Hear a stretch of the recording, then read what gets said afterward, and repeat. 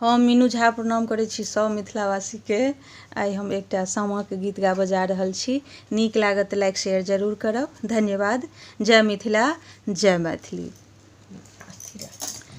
सामा खेलऽ गेलियै भाई के आंगन हे, आहे भाई के आंगन हे, आहे भौजो ले लो आए की ननदो कहाँ लहे,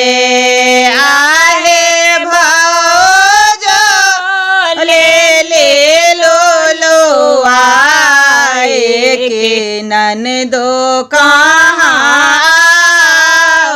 लहे, जोने लो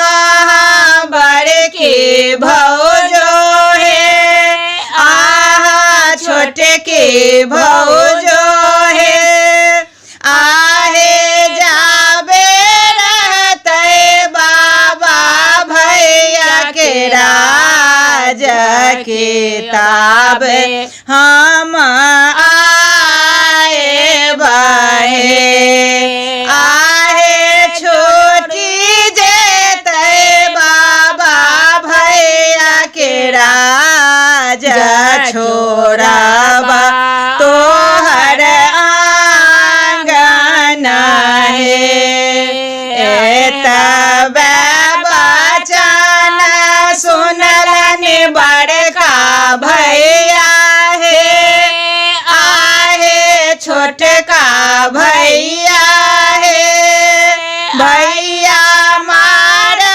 लगला बड़ छे घुमाए के बड़के